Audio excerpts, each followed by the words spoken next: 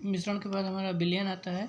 मिश्रण में दो या दो से अधिक पदार्थ मिलाए गए थे जो कि निश्चित अनुपात में नहीं था, लेकिन विलयन में हम इसमें विलयन क्या होता है, विलयन में सॉल्यूशन मतलब इसमें क्या होता है, जब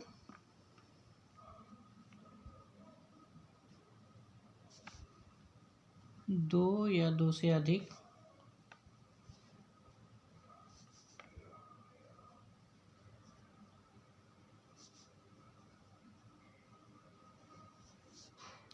पदार्थ मिलकर एक समान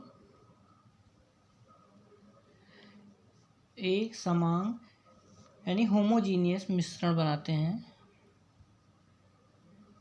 एक समान मिश्रण बनाते हैं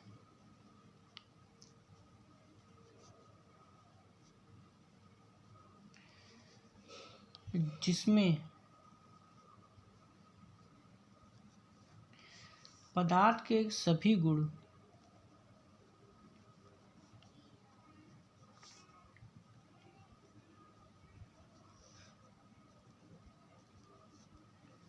उपस्थित रहते हैं। मतलब हमारा ये होता है विलयन जो होता है, विलयन कह सकते हैं सॉल्यूशन जो होता है, कोई चीज़ मिला के उसमें घोल बनाया जाता है, जिस तरह से उसमें जो उपस्थित होते हैं यानी उसके अंदर जाएंगे तो वो घुल के उस स्थान पे मिक्सअप हो जाते मिल जाते हैं, तो ये इसी तरह से विलयन बनता है। यानी कोई चीज़ को घोला जाता है किसी में तो ये हमारा होता है, यानी उसमें पदार्थ के सभी गुण उपस्थित होते हैं, ऐसे मिश्रण को विलयन कहा जाता है। जो मिक्सचर इस तरह का जो मिक्सचर हमारा तैयार होता है उसी को विलयन कहते हैं। यानी उसमें मिश्रण था, मिक्सचर तो था, लेकिन मिश्रण में उसमें जैसे मिक्स किया था हमने तो सॉलिड का भी बना सकते हैं, सॉलिड का हो सकता है, लिक्विड का भी हो सकता है। तो उसमें जो मिश्रण हमने पढ़ा उसमें सॉलिड का हमने बनाया था, लेकिन ये जो होता है ये भी मिश्रण ये होता कह सकते हैं, लेकिन ये जो होता है सॉल्यूशन यानी लिक्विड फॉर्म में होता है। ये लिक्विड का बनता है, वो सॉलिड का बनता हुआ मिश्रण बनाया, मिक्सचर बनाया गया था, ये सॉलिड का होगा।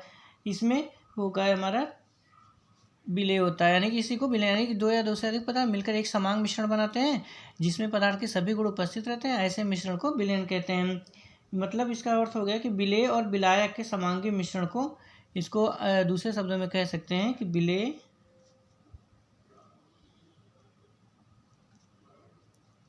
विलय एवं विलायक के समांगी मिश्रण। एक साधारण शब्द में ये भी कहा जा सकता है समांगी मिश्रण को विलयन कहा जाता है या सॉल्यूशन कहते हैं।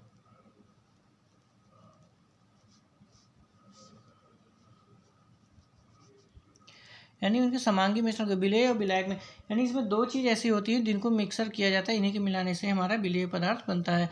यानी एक पदार्थ इसमें जो होगा विलयन होगा और एक विलायक होगा, यानी कह सकते हैं विलय, एक विलय होता है और प्लस विलायक, इनको मिलाया जाएगा तो हमारा ये विलयन का विलयन तैयार होगा। विलय मतलब ये हो गया कि कह सकते हैं सॉल्यूट मतलब वही पदार्थ जो घोला जाता है, और सॉल्वेंट वो होता है जो अपने अंदर घोल लेता है। तो ये होता है यानी सॉल्यूट और सॉल्वेंट को, यानी विलायक वो होगा जो विलेय पदार्थ को अपने अंदर घोलेगा। यानी कह सकते हैं जो पदार्थ घुलता है वो विलेय होता है, और जो पदार्थ अपने आप को घोलता है यानी जो पदार्थ अपने जो वस्तुओं को अपने अंदर घोलता है वो विलायक कहलाएगा। विलेय और विलायक दोनों मिलकर ही आपस में विलयन का फॉर्मेशन करते हैं। यानी कह सकते हैं जो सॉल्यूट होगा वो सॉल्वेंट के अंदर मिक्स हो जाएगा, और सॉल्वेंट क्या करता है सॉल्यूट को अपने अंदर मिक्स कर लेता है, या सॉल्यूट जो होता है सॉल्वेंट के अंदर मिक्स हो जाता है। इसी को जो प्रोडक्ट हमारा तैयार होगा उसी को सॉल्यूशन कहा जाएगा या विलयन कहा जाता है।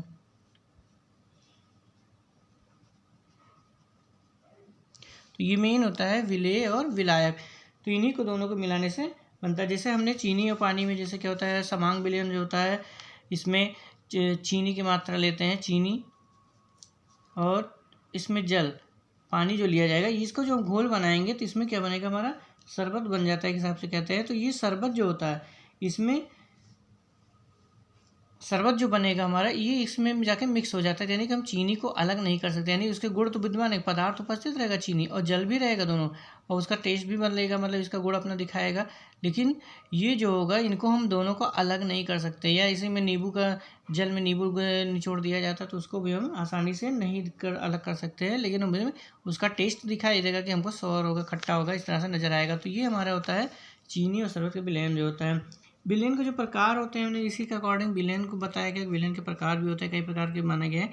जैसे उसमें इसी जो विलयन का प्रकार होगा, ये विलेय और विलायक के ऊपर ही डिपेंड करता है, यानी जो सॉल्यूट और सॉल्वेंट है, इनकी परसेंटेज की मात्रा, यानी इनके आधार पे ही बताया जाता है कि विलेय है कि विलायक, मतलब कैसा विलयन है, सॉल्यूट और सॉल्वेंट का। तो हमारा जो मेन विलयन का प्रकार जो होगा, मेन होगा ये हमारा मानक विलयन जिसे कहा जाता है।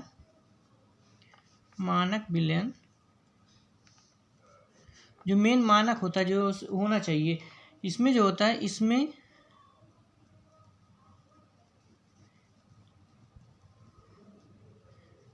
इसमें निश्चित आयतन में विलेय की मात्रा ज्ञात की होती है। मतलब इसमें जो होता है निश्चित आयतन में विलेय की मात्रा, जो विलेय पदार्थ है इसमें निश्चित आयतन होता है इसका, मानक में निश्चित मात्रा हो इसका, वो जो होगा आयतन में विलेय होगा।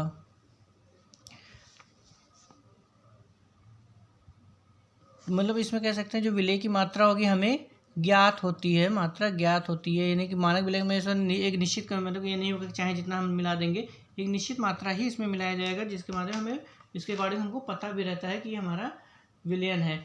इसके बाद आता है तनु विलयन। मानक के बाद तनु है। तनु यानी कह सकते हैं डाइल्यूट सोल्यूशन। डाइल्यूट सोल्यूशन में विलेय पदार्थ की अपेक्षा विलायक की मात्रा होती है, मैंने विलेय इसमें जो होता है, यानी जो घोला जाता है वे कम होता है, और इसमें विलायक जो होगा, यानी कि जो विलायक जो अपने अंदर घोलेगा, वे सॉल्वेंट जो होता है, विलायक की मात्रा अधिक होती है। विलेय कम होता है और विलायक अधिक होता है। फिर सांद्र विलयन जो हमारा होगा, इसी का जस्ट उल्टा हो जाएगा।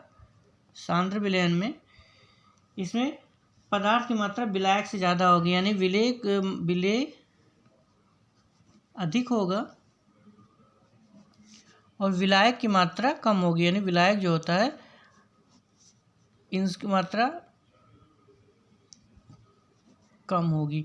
मतलब इतना नहीं कम होगा कि घुले ना, लेकिन उसमें ऐसी मात्रा होगी कि तनु से ज़्यादा, मतलब विलेय जो होता है, ये कह सकते हैं कि तनु जो डाइल्यूट होगा उसमें विलेय की मात्रा कम होगी, और सांद्र में जो कंसनट्रेट होगा, विलेय की मात्रा तनु से अधिक मात्रा में काफ़ी अधिक होती है। लेकिन विलायक ऐसा नहीं होगा कि विलायक की मात्रा एकदम इससे कम हो जाएगी। विलेय क्योंकि घुलेगा नहीं इसमें, तो विलायक की मात्रा होती है अधिक, लेकिन विलेय तनु की अपेक्षा कम हो जाती है। तो ये सांद्र विलयन हो गया। फिर संतृप्त विलयन होता है।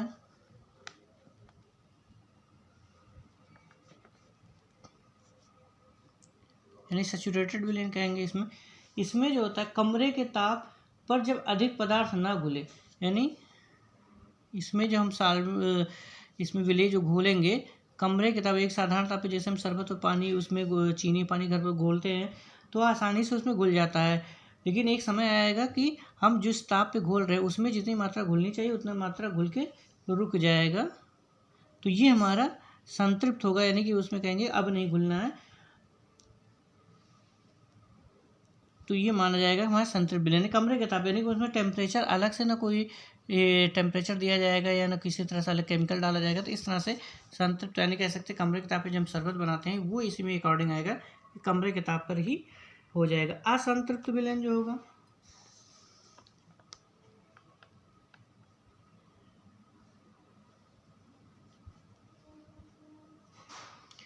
असंतृप्त विलयन, इसके अंतर्गत जो होता है, ये निश्चित ताप पर बने विलयन में पदार्थ की अधिक मात्रा घोला जा सकता है। निश्चित ताप पर, एक निश्चित ताप होगा,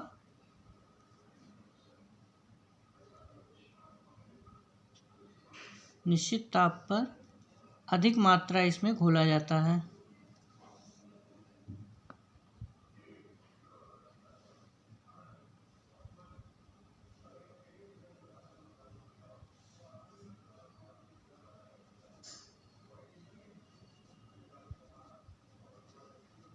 यानी अधिक मात्रा में इसमें घोला जाएगा, तो ये असंतृप्त विलयन कहलाएगा। तो इस तरह से विलयन यानी कि विलेय और विलायक के आधार पर यानी सॉल्यूट एंड सॉल्वेंट के आधार पर इनको दिया गया मानक विलयन। इसमें निश्चित आयतन में विलेय की मात्रा ज्ञात होती है कि मतलब निश्चित आयतन होता है जिसका दोनों का कन्फर्म रहता है। तन्य विलय में विलेय की मात्रा कम होती है यानी सॉल्वेंट जो होगा वो अधिक होगा, सॉल्यूट कम होगा, और कंसनट्रेट में जो सॉल्यूट होगा वो इसमें डाइल्यूट की अपेक्षा अधिक होता है और विलायक की मात्रा कम होती है। संतृप्त में कमरे के ताप पे जब अधिक पदार्थ ना घुले तो यानी कि उसे संतृप्त कहा जाता है। जैसे सर्वचीनी जितने घोलते हैं इसमें 5 चीनी नीचे दिखने लगे तो कह सकते हैं कि अब वो हमारा संतृप्त है। असंतृप्त निश्चित ताप पर अधिक से अधिक पदार्थ को उसमें घोला जा सके तो ये होगा, इसमें असंतृप्त विलयन होगा। तो इस तरह से हमारा ये विलयन सोल्यूशन होता है। इसी तरह से जो होता है जो मिश्रण और विलयन और मिश्रण में अंतर डिफरेंस होता है।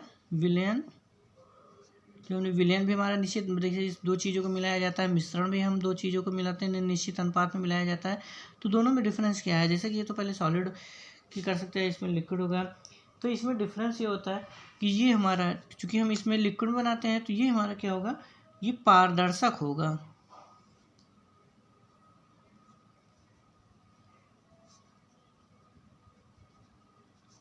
पारदर्शक होगा, ये अपारदर्शी होगा। मतलब इसमें दिखता नहीं, कोई आर पार नहीं देखा जा सकता। क्यों? क्योंकि भाई ये सॉलिड में मिलता है और इसको हम सोल्यूशन में बना रहे हैं, तो इस तरह से होगा। इसमें सरल क्रिया यानी सरल क्रिया से पृथक नहीं कर सकते हैं। सरल क्रिया से यानी फिजिकल आसानी से फिजिकल विधि द्वारा अलग नहीं किया जा सकता।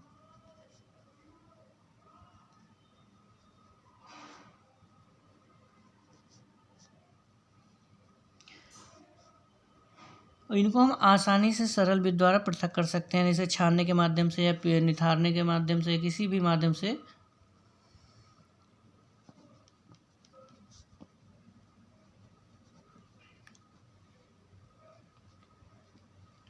फटकने के माध्यम से कर सकते हैं, बीनने के माध्यम, ये किसी भी माध्यम से हम इनको आसानी से इसको अलग कर सकते हैं।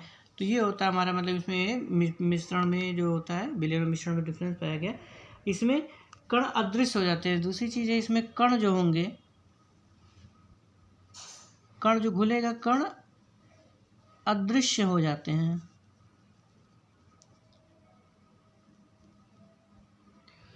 और इसमें जो होगा ठोस पदार्थ में कण, इसमें जो होगा कण दिखाई देते हैं हमें।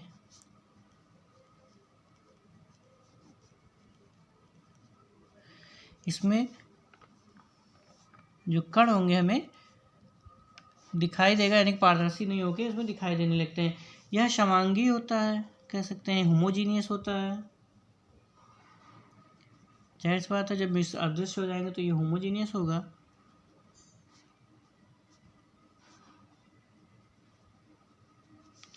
और ये आपका विषमांगी होता है, ये हेट्रोजीनियस।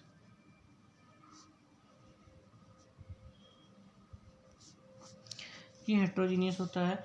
इसमें आयतन में वृद्धि नहीं होती।